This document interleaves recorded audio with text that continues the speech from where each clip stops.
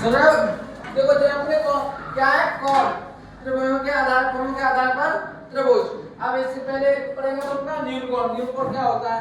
जिस कोण का मान 90 डिग्री से कम होता है और 0 से अधिक होता है उस कोण को कौन सा कोण कहते हैं?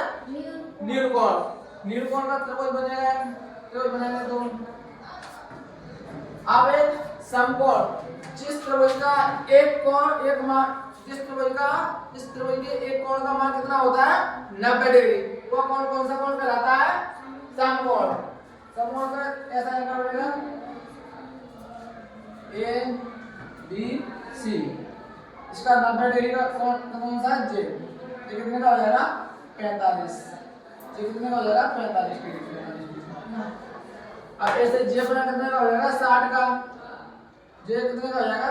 70 का। जे कितने का हो जाएगा? 50 का। अब इन तीनों कोणों का योग 180 हो चाहिए। 60 70 130 30 50 कितने हो जाएंगे?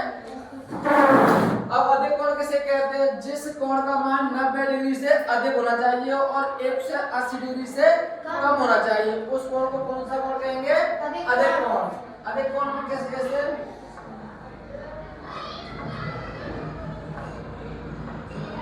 ऐसे बनेगा। इसमें तो भैया सीधी है ना, इसमें थोड़ी सी कर्व है ना,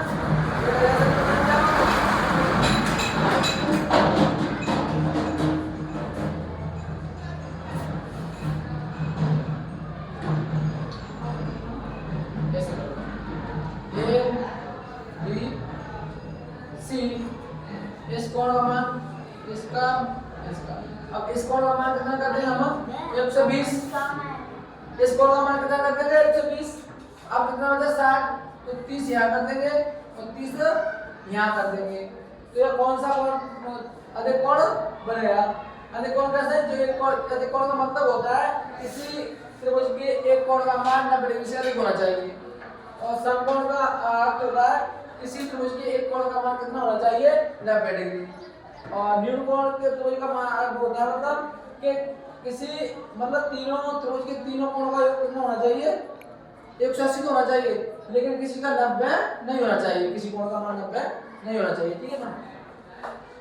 तो समकोण हो गया ये अपना न्यून कोण हो गया। ये कौन सा हो गया? अधिक कोण। ठीक है? और आगे जो भी है ना, अब आगे कौन सा आएगा? सरल कोण।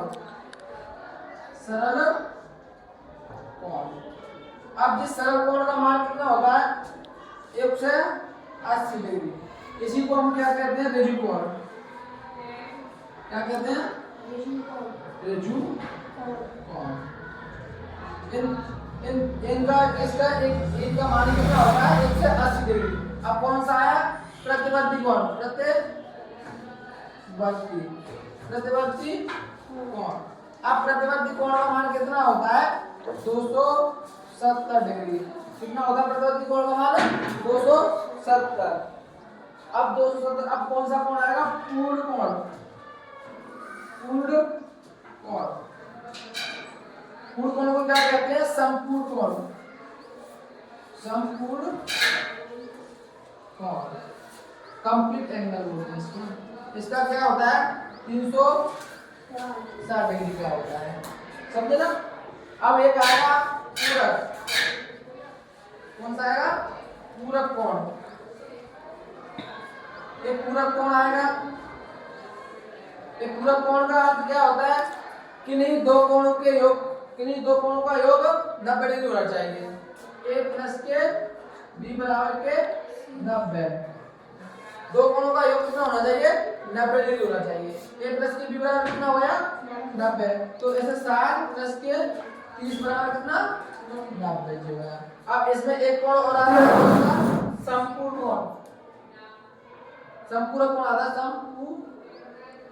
संपूरक कोण।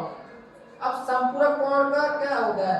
संपूरक कोण का मान वो होता है कि दो कोणों का योग a प्लस के b बराबर के 180।